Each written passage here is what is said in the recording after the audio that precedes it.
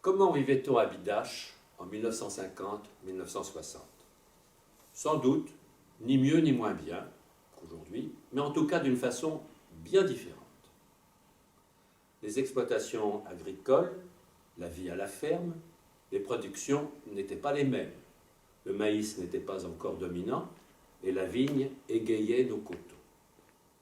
En ville, les commerces abondaient, alors que nous n'en trouvons plus beaucoup aujourd'hui. Les modes de distribution ont changé. Quant aux façons de vivre, on peut dire qu'elles s'apparentaient plus à celles du XIXe siècle qu'à celles que nous connaissons aujourd'hui.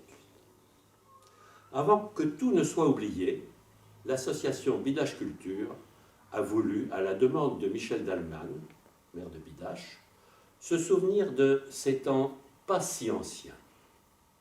Ce n'est pas par nostalgie d'un passé révolu, mais pour léguer le souvenir de leurs prédécesseurs à ceux qui vont habiter Bidache ou qui s'intéresseront à notre passé. C'est pour moi un certain défi. Je ne suis pas un vrai Bidachot. Je n'y habite que depuis 6 ans. Et je remercie les Bidachots au-devant desquels nous sommes allés et qui ont bien voulu nous raconter leur vie telle qu'elle était dans leur jeunesse. C'est à tous ceux qui auront 20 ans dans quelques années que nous dédions ce travail. Et maintenant, à 2 Bidachots de parler. Des vrais. Oui, Éric nous a dit ce que nous devons faire, ce que nous cherchons à faire. Nous cherchons des témoignages. Des témoignages, moi je vais donner d'abord le mien, n'est-ce pas? Il a parlé de la guerre. La guerre, je ne l'ai pas connue. J'ai connu l'occupation.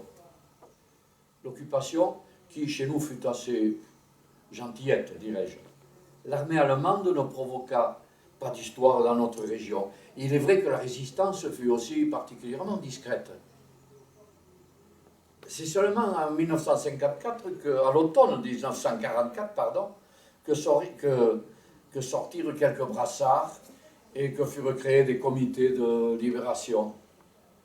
Il faut dire d'ailleurs que ceci était composé en très grosse majorité de non-bidachots, de personnes qui arrivaient de l'extérieur, et aussi quelques rares indigènes.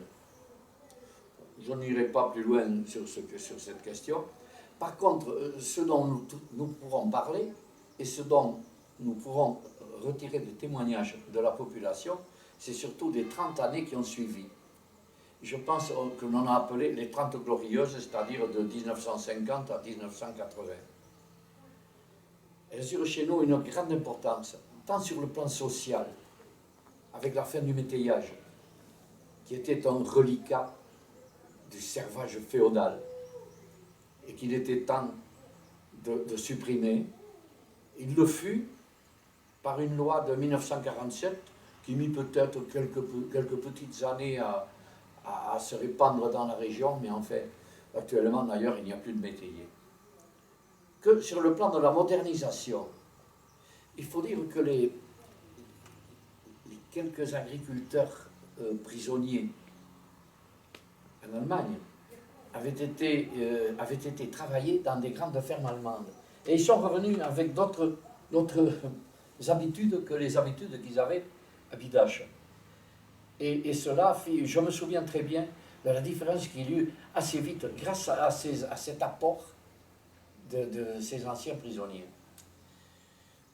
Bon, il y eut aussi, bien sûr, des groupements de productivité qui s'installèrent. Il y a eu la modernisation du matériel avec la motorisation. Les tracteurs. Mon premier tracteur fut en 1951. Il y a eu l'amélioration des routes. Il faut dire que les routes à Bidache étaient dans la campagne, étaient dans un état déplorable, et que l'hiver, pour aller dans certaines maisons écartées, il fallait aller à cheval ou presque avec des échasses si on en avait eu.